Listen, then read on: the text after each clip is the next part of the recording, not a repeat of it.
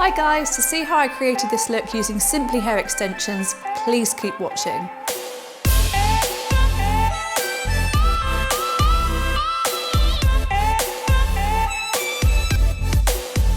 Hey guys, so today we're going to be doing a double Dutch festival style hairdo. I got this inspiration from the amazing Justine Marjon. So first of all, I'm going to be showing you the placement of the clip-in hair extensions. I'm going to be placing them vertically.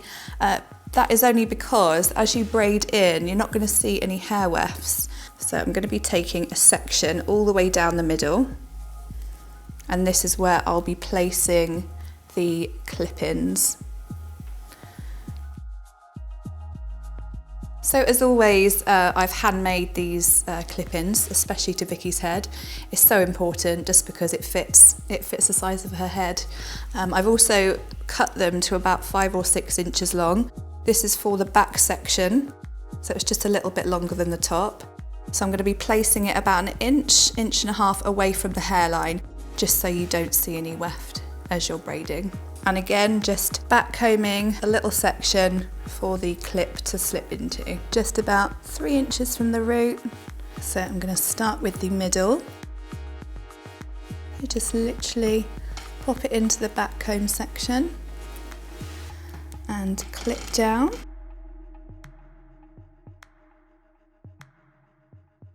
So as you place it vertically, as the hair comes over the top, you're not going to be able to see the weft, which is awesome. So for the top weft, I've done it a little bit shorter. I'd say about 3.5 to 4 inches.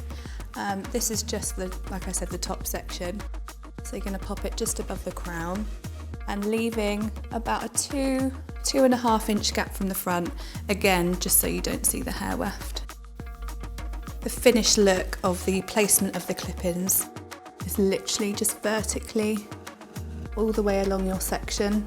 So I've prepped the hair with Pli, which is L'Oreal. Again, it's really good for braiding because it takes down all the fluffiness and the staticity. You can't see any hair weft. I'm going to be doing like a Dutch braid, so it's going to be sitting out from the head. So I'm going to take a big section from the front, just because it's going to be like a chunky braid. It's not going to be too intricate. So splitting the hair into 3 sections and just begin to braid the hair. As you're braiding, you're going to be covering the weft anyway, so don't worry too much if you can see it. As you pull the natural hair over the top, it will disguise the hair weft. I taught myself how to braid by watching YouTube channels, which are amazing. Really amazing braiders on YouTube.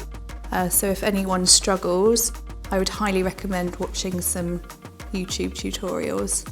Again, another massive tip that one of my lovely friends taught me, Luca, is to always keep your hands close to the head when you braid. If they're too far away, you're going to lose the tension of the braid and you'll lose the grip and it will look really messy.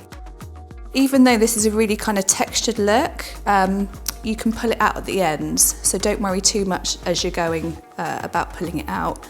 Make sure it's tight enough just so you get the tension. I'm sometimes asked of how to get the symmetry when you're braiding. Obviously with Dutch braids, depending on how many, sometimes I do 4 Dutch braids, depending on the look, if it's more urban. But with something like this, I'll obviously, do a centre parting, and I always go from the nose, so the centre line, so always work from the nose back. And also another good tool to have is just a comb. Sometimes as you're braiding, the hair can get a little bit kind of tangled. As you can see, as I'm pulling up the hair sections, it's actually hiding the hair weft.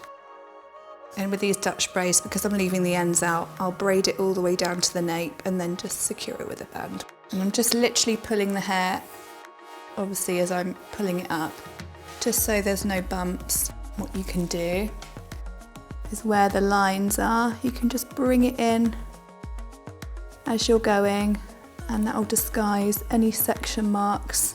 As you can see, it's looking tighter at the moment, but that's okay, because just remember, at the end of this hairstyle, then we can go in and pull out the the sections just to make it a bit more boho looking. So just make sure the last little bit of weft is covered. I always found that I was always getting like a baggy bottom section, and that was because I was lifting my hands, so I wasn't keeping my hands tight to the head. So always remember with your last section, just always keep those hands right to the nape of the neck.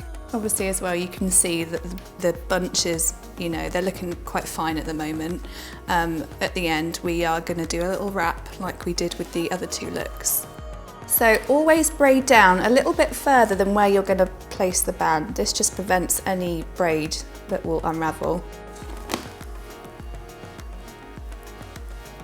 So just literally fastening the end of the braid with not an elastic band, a hair band, just because there's a lot of hair that's going to be attached. And then all I do at the end is just give it a little push, just so it's secure. And again with your comb, just gently bring those sides in, repeat that through the top, and then we're going to do the fun bit.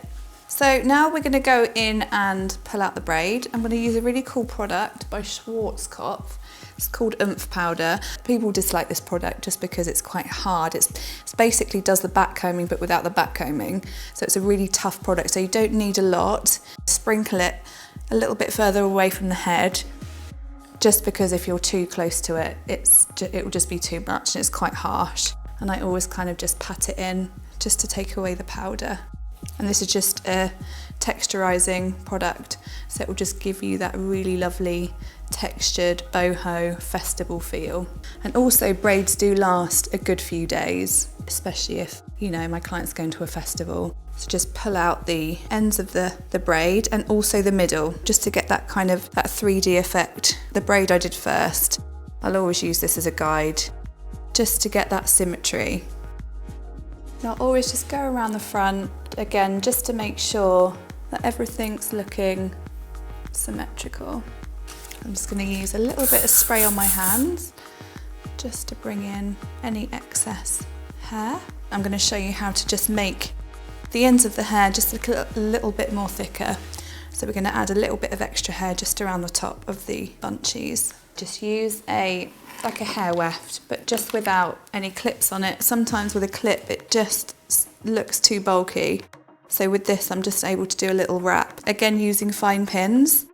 So obviously adding hair at the bottom depends on how thick you want the bunchies to look. See, Vicky likes big hair, so I'm using quite a long weft, about 8 inches, just to make it thick and gorgeous. So I'm going to use a fine pin. I use fine pins just because they're easy to maneuver and they're quite, you know, easy to hide. But just to secure this, I'm going to literally pin it up into the braid. So again, as I'm wrapping, I'm pinning. Sometimes on like TV shows that I work on, we sew the weft in. Obviously that is just so it doesn't move. For people like myself and like Vicky, it's just easier to pin. So we're just going to secure the top now by disguising the pins. So literally just take a section of hair and just do a lovely wrap around, just keeping the tension to the head again. And then what I do is I take a invisible elastic and just literally secure the hair. And as you can see, you can't see any pins or any hair bands because the elastics will be clear. And then repeat on the other side. The last little bit of hair that I'm going to wrap around is a little bit too long. So what I'm going to do is literally just take off the ends, because otherwise it will look a little bit out of place with the other bunchy.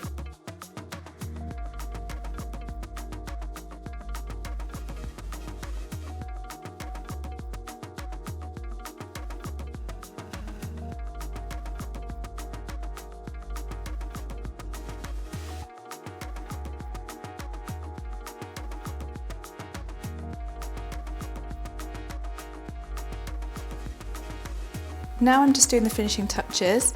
So I'm just taking my GHD tong and just directing the hair away from the face. This just creates a lovely volume. And then all we need to do now is just brush out the ends of the hair. I'm just using a SimplyHair brush like this. I love this brush, I use it for everything.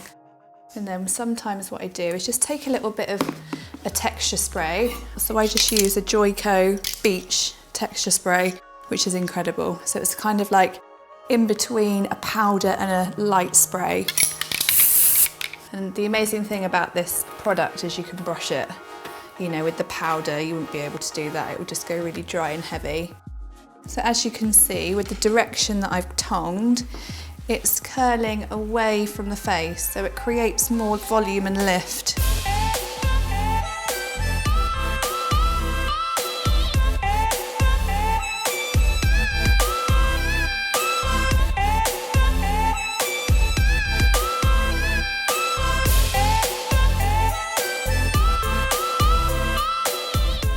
Thank you so much for watching how we created this look.